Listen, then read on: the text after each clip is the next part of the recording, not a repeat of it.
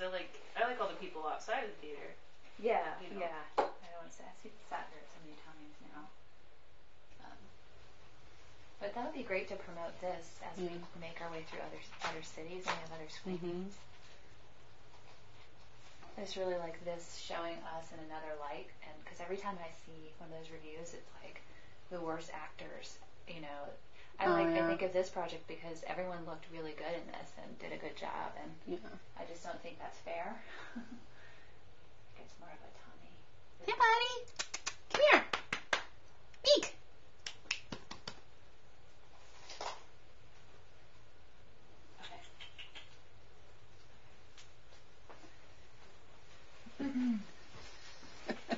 So we're rolling, Robyn. We're skating, so whenever you're ready, you can start. Okay. Okay. So, Julia, how did you get involved in the room? Okay, so the way I got involved in the room was back in the day, you still had to submit your headshot like with a stamp on it in the mail, and I think I saw it listed in Backstage West. So I submitted it, and supposedly there was like a stack of, headshots that he went through and called people in. And that's how I got the audition. So when you showed up for the audition, what was it like? Okay, so when I showed up for the audition, and granted, this was like 15 years ago, so my memory may be like getting a little spotty, or I may embellish, but so I got there, and it's like this this theater style, wacky improv, what's going on here kind of situation. I remember Tommy had us on camera, I guess one at a time, and would just give us like, "You've just won $1 million, go." And so, I mean, we would all overact and be like, "Oh my God, I just won $1 million," and then your mom just thought, and so these are like the quality of everyone's, and I think there was a line where we could all see what the other people were doing. So, I mean, it was a good time. Then later on, we would do like these improv scenes, kind of loosely based on what would actually be going on later in the actual script. And, Tommy would usually enter the scene in some way, either to like tell us we were doing great, or like to give us like some kind of surprise that we should react to. What kind of surprises do you remember? I don't remember if this was during like the first audition or what, but at some point Tommy brought in a prop gun without telling anyone, "Hey, I have a prop gun. It's totally fine. It's not a real gun." So he, brandishes this, and I'm afraid of guns, and so everyone else is, and so all the actors are just sort of like, it stops. He's like, "Why do you guys stop? This is serious." It's always, "Why do you guys blank, blank, blank? This is serious." So there's a lot of that. Wow, that's funny. So you originally were cast as Michelle. So how long did you shoot as Michelle before you transitioned to Lisa? So I was originally cast as Michelle. And I was Michelle for a long time during the rehearsals, because there was rehearsals. And there were several renditions of Lisa that came through before I actually got the part. And I think that me being rewarded the part of Lisa was mostly just my ability to just stick with it and not leave. So I got the role of Lisa, and it's like, looking back on it now, it's like, I think that life would have been so much easier if I would have gotten the part of Michelle, because I would have been able to be in this film, and like things would have, been crazy, but at the same time I wouldn't have been super embarrassed to sit in a theater. So how long had you been in LA before you were in this movie? How long had I been in LA before the room shot? It was pretty quick. No, I was not just off the bus. I wasn't 16 years old. I think I was 20. or 21 at the time. Actually 21 because I was drinking, and I was a good girl, so I drank what I was supposed to drink. So 21, and I had been in LA, I think, since like July of 2001 was when I first moved here. So it was really one of my first big auditions. It was definitely my first role that I won, and I was super excited about it. And I really had no idea that it was going to be something that would so define my career, or solely define my career. Have you found that it's been hard after being Lisa in the room to get other parts, or has it helped or hurt? So has it helped or hurt being Lisa, getting other parts? That's a tough one. I really don't think that I ever gave myself a huge chance after the room to really go for it and like continue to go out and pound the pavement like you have to do, which is something you absolutely have to do if you want to be, you know, a successful actor. I think the only time it's really harmed me is a few times, okay, and this is crazy, I've been just about to read, and, you know, I get nervous before, you know, an audition or something, and so if they recognize me and mention it right before I'm about to read, that throws me off on my game, because, like, I want to cry, you know. I'm just like, do they think I'm terrible already, or, you know, what are they thinking? Have they seen me naked? Like, all of these things are running through my head instead of what I'm actually supposed to be doing. Yeah. So on the flip side, I've actually got a couple of roles specifically because, hey, we want you because you've been in a cult film and we think it'll be funny. And to be honest, I've enjoyed all of that. Had you always wanted to be an actor? Had I always wanted to be an actor? Okay, well, I've always been a total ham. So, like, from the time I was a little girl, like, I'd have my tape recorder, like, talking to it all the time, or, like, look at me, look at me. And I always got, like, all the lead roles and stuff in the little kid plays because I had a really good memory, and because, like, I was not afraid to be out there and just be like, hey, you know, I'm not afraid of you people. So, but I grew up in Sugar Land, Texas. It's a suburb of Houston. It's not really something that you think of as a career. And when we moved out here as a family at, like, you know, age 20 or 21, I'm like, hey, why not? And I don't regret that decision. It was really an interesting phase of my life that I think I just would not be the same person if I hadn't tried it out. Do you ever regret that you were in the room, or how did you come to terms with it? You know, what's been the progress of sort of like accepting the room or embracing it, or have you ever regretted it? I get the question a lot, like, do you regret, you know, being in the room? And my answer, like, a couple years after the room was, fuck yeah, I regret, you know, being in the room. This is terrible. This is, like, literally the most terrible thing that's ever happened to me ever. God. Okay, but, like, after so many years of it not going away and things, like, of course I don't regret it. Like, this is a big part of my life. I have had so many opportunities and gotten to meet so many wonderful, amazing, enthusiastic people that I would not have gotten a chance to meet otherwise. And it also helped me to grow some very thick skin, which I had none. So I really like that it's kind of shaped who I am. Do you have any favorite moments from being on set of the room that jump out at you? Anything that was really funny or interesting that happened? Oh, favorite moments from the room set. So when I look back, I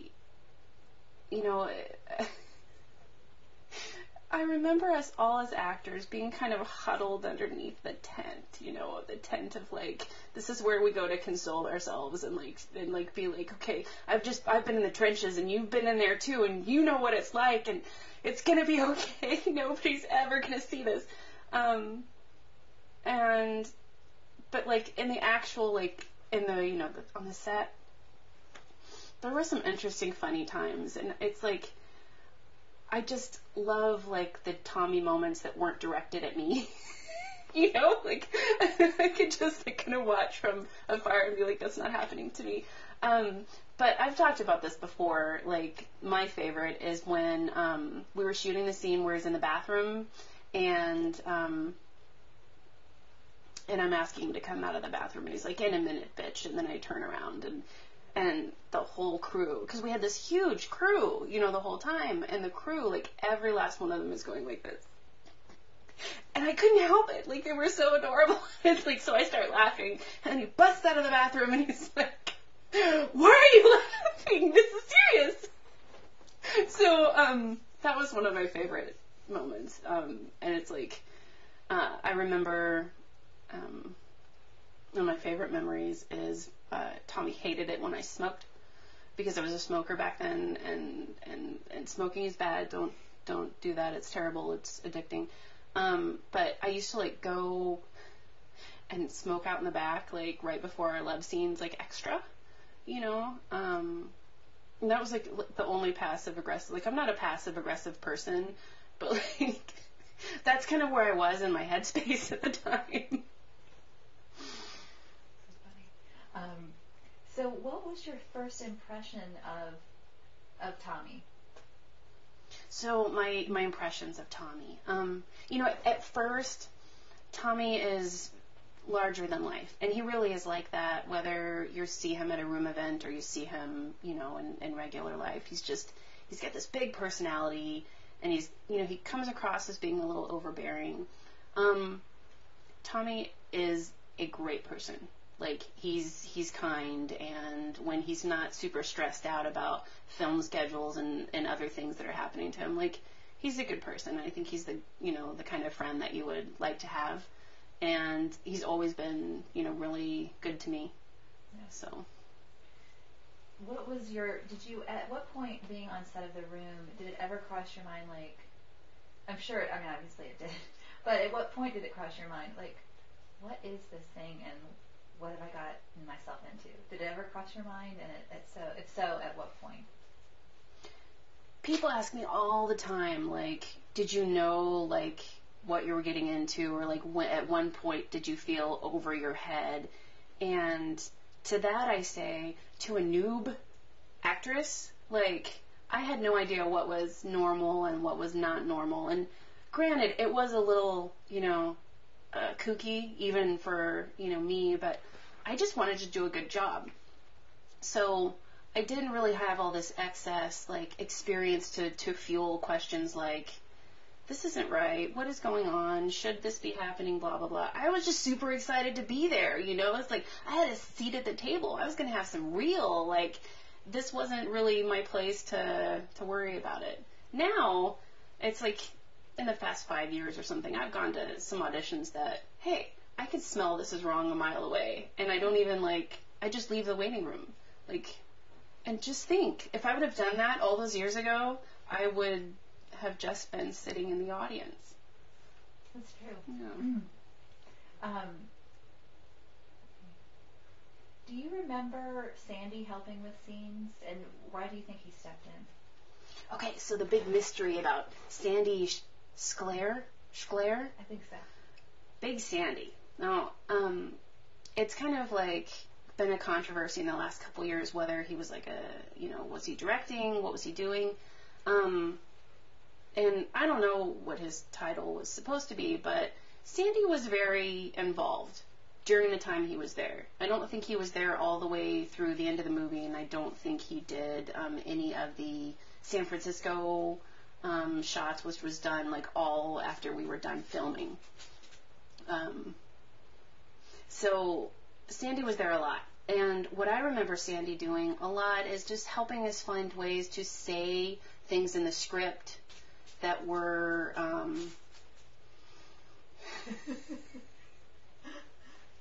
do you want to just take it from him? Take the toy away. Sorry, buddy. That's what He's fine. He has a good way. That's so cute. So here's what I remember about Sandy actually doing.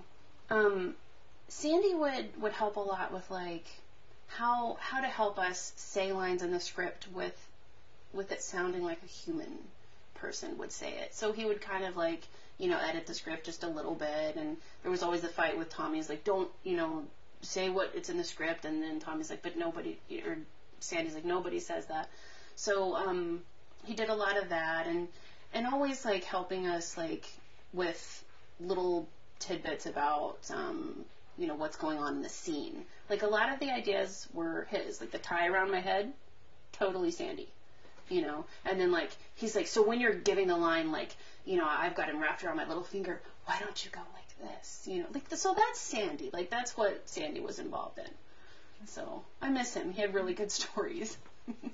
That's funny that there's, so now there's this controversy now with Sandy. But he's going to be a big part of the masterpiece, right? Because Seth Rogen is playing Sandy in the masterpiece. Oh, good. I really look forward to seeing Seth Rogen play Sandy. That's going to be awesome. It's going to be awesome. Hey, Robyn, so okay. So I'm not laughing what you're saying much. I'm trying to, like, not interfere with your lines and stuff. And it's like, I was trying to talk a little louder because I can hear. Okay, did you bond with any of the other actors on the set of The Room? So the bond that I have with the other actors in the room, like, at first it was just like a PTSD kind of bond, you know, like,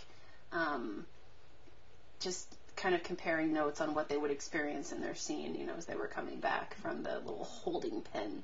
Because we were all on set, like, all day, every day. Like, whether you had scenes or not, you were there. And it was fine for me because my scenes were, like, a lot. So I was, you know, being used a lot. But some, like, I think it's like, you know, I was just about to call him Denny. What is wrong with me?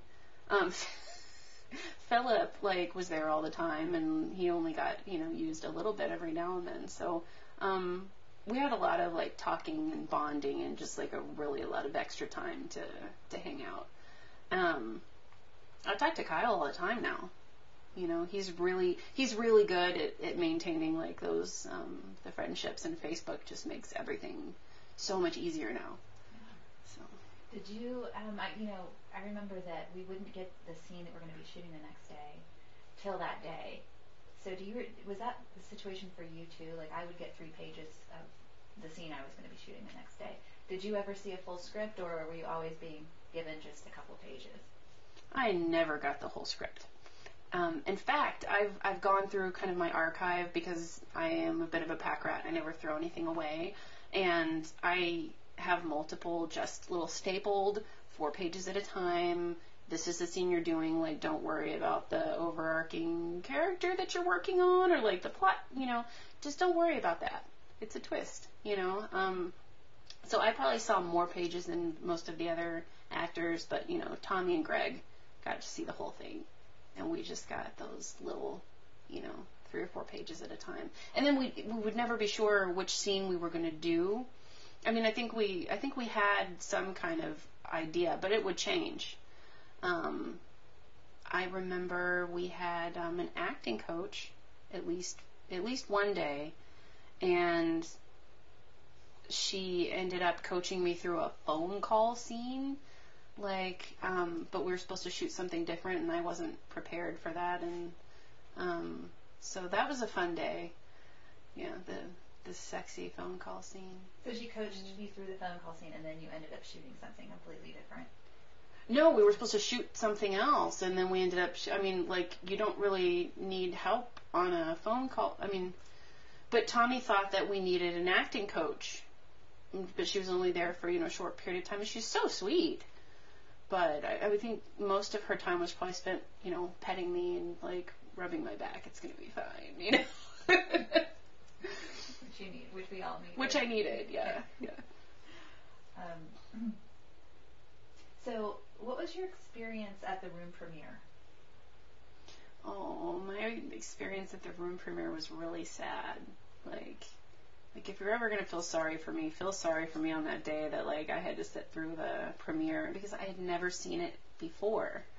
I had seen some of the scenes when I did the ADR, you know, the voiceover part, but I never saw the whole thing, you know, put together. And I mean, I've talked about this before. Like, the love scenes were just so overwhelming to me.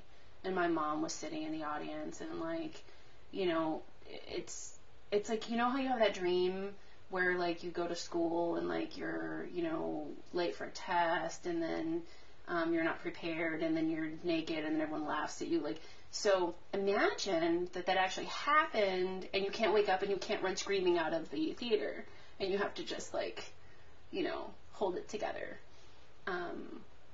So that was my experience. But like right before I saw it, it was really cool. It's like we had a spotlight and we had a red carpet and like people are taking pictures. And I think that people, I heard later that they hired people to ask for autographs, but I really liked it. That was fun. And I had a pretty sparkly dress on, and that was fun. So right up to the part where it actually played, I was having the time of my life. So you were pretty taken by surprise by the film itself. Did you feel like did you think it was funny when you first saw it? Oh, I can't take credit for thinking it was funny when I first saw it. I think some of the other actors maybe did see the humor. It was totally lost on me. There was nothing funny about the premiere to me. However, I do think, because we're vain when we watch ourselves on the screen, I do think I saw my neck thing before anyone else noticed it. Because that was just awful. And that's the director's responsibility to notice that and make sure you look good on camera. So, yeah. I mean, I know that you've tried to recreate it because I've heard you say that on Facebook, and then you can't. Yeah, I've tried to recreate the neck thing, and I can't do it. And I think it has to do something with, like, the angle and, like, I got a lot of, internal stuff. And maybe I had high blood pressure that day. I don't know. But that was just absolutely fantastic. But, I mean, if you're going to have, like, a cult film, like, what a funny thing to have, happen. If it could have just happened to someone else, that would have been fantastic. So.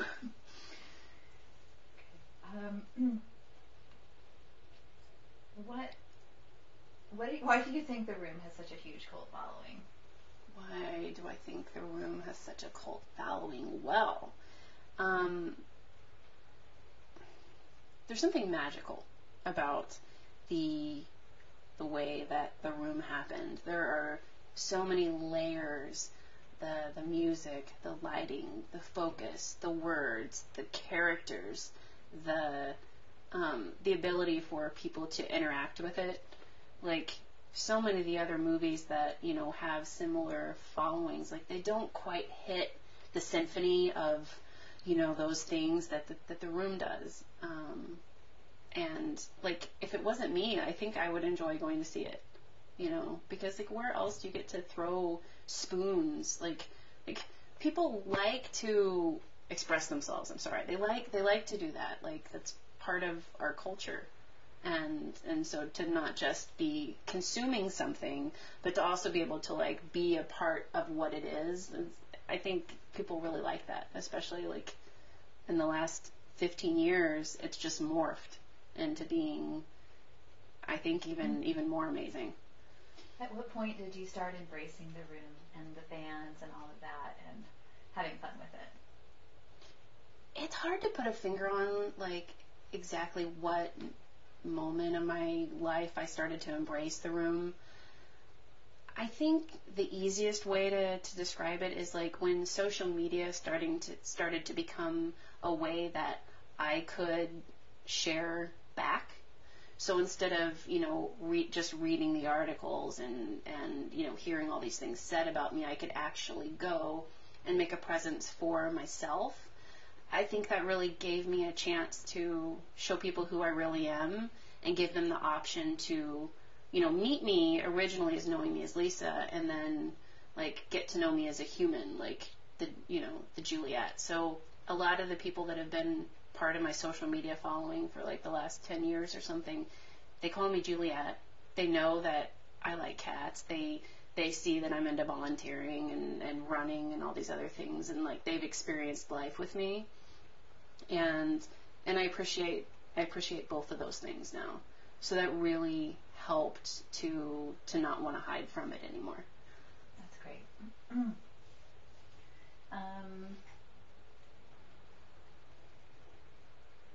Oh yeah, so how did you originally get involved in the Room mockumentary? How did I get involved in the Room mockumentary? Well, Robyn, you asked me, but here's what sold me on it. Okay, so we're doing the Room movie, and then we think it's going to be great, and it turned, okay, I thought it was going to be great. And then everyone sees it, and they make fun of us for, like, things that I can't help, for, like, my neck, or, like, my fat arms, or, like, Tommy's humping my belly, right? But, like, there's so many things, you know, that I'm fine with making fun of myself. And when I saw your script, and I read it, and I'm like, okay, this is, like, legit funny. This isn't, like, people are going to laugh at me. They're going to laugh with me. I'm in on the joke this time. And so, I mean, what a great opportunity to have that. So I was in from, like, day one that I knew about it. Cool. And what was your experience on the set of the mock, or the Room actors? Where are they now? What was your experience on set? What's the acronym? TW. Okay, Room actors. TWAWATN. Oh my God, it's ridiculous. Right? Okay, so I don't think I'm going to be able to say that acronym. So the Room actors, where are they now? Mockumentary on set experience was, like, so much fun, because not only was I getting to hang out with the Room, you know, actors, and, you know, 10 years later, and sharing stories and, like, comparing what we remember and everything. I think one of the biggest surprises was actually the people who were working on set, the people who were backing the project, how much of a love that they had for it. And it was just, like, really, you could tell it was a labor of love from everyone, because everyone was on board, everyone's on the same page.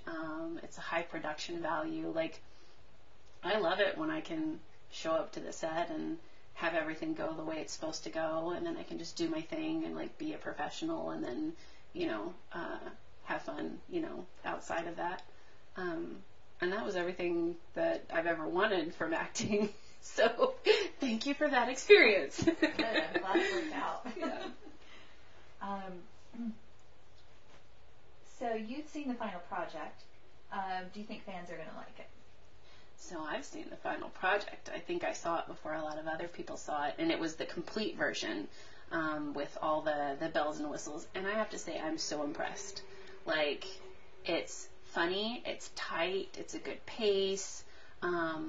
Everyone was showcased, I think, just to, like, their best, you know.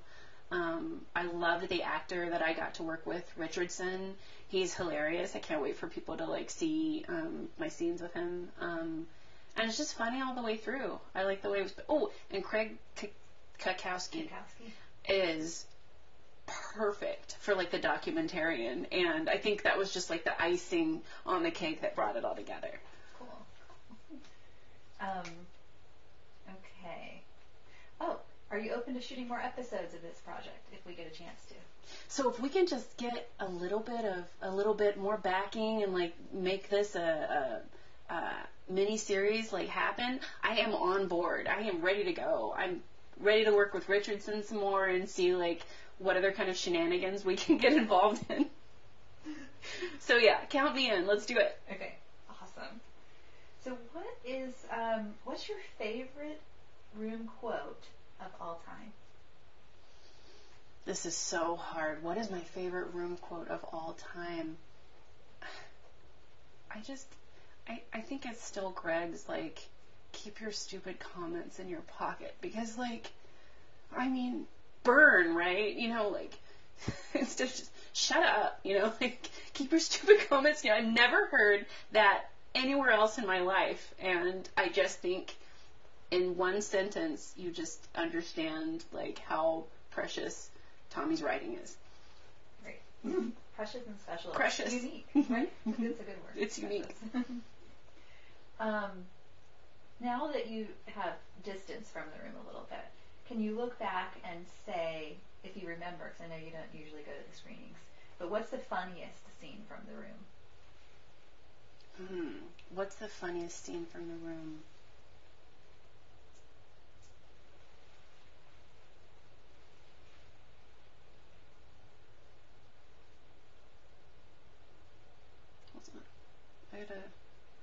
It's so hard for me to actually like look through the lens of like what's actually funny about The Room, because it's like I'm almost there. I'm almost where I think I can laugh. I think it's the one like the drug dealer scene on the roof. Like, I mean, it's funny, you know, because my acting is terrible in that scene, and like, I mean, I don't see how I would do it any better having to do it again, but like, I mean, I'm shrieking, and like none of the things we're saying make sense, and like, why do I care about this kid who's like always like borrowing my sugar? Like, I just think if someone were to like not understand The Room at all, if they could just watch that one scene, you'd get to see pretty much all the characters, right? Because they're all there. You get to see them all enter and exit, I think, which is another like signature, you know, everyone's got to come in, everyone's got to like be, you know, introduced, and then everyone's got to leave again. Like, that scene. It's funny, right? And I'm not naked, so yeah, thumbs up. Okay, so let's stop again. I only have like one more question, I think. Oh, then we're cool. Oh, we're cool. Okay, so what's the best part? It's just sort of a little redundant, but what's the best part about being in a cult movie? And do you recommend it to anybody else? Okay, so being in a cult movie, like, I would say the best part of it is just getting to have exposure to so many different people of like all walks of life, all around the globe, and to get like that feedback and to just see like how far it's gone. Like, there's just something special about that. So you guys, like, I would recommend being in a cult film to just anyone, you know, like, if you could do it, go for it. It's amazing. It's life-changing. And yeah. Cool. Yeah, I'd do it all over again. Great. Okay, so maybe we'll do one more plug for the mockumentary about going to see it, festivals and everything, and then if you want to, you don't have to, but we've already done the joke, but like, you've seen me naked, you know, you can at least go see this mockumentary, at least support us in any way. So if you want to do whatever you want to do in terms of doing that. Should I do it to the camera or? Yeah, sure, yeah. Okay. Hey, so this is Juliette Danielle, and I just want to beg you to, like, if you've seen me, like, naked more than, like, 5 times, you seriously, like, should go see it. If you've seen me more than, like, 10 times, like, you owe this to me. And I know that there's a ton of you out there, so, like, you owe me. Like, go see this mockumentary that's actually, like, I'm in on the joke this time, so see it. Yeah, let me do another one. Say, maybe it's playing at festivals, and it's hopefully coming to a city near you soon. Or an online platform if we can get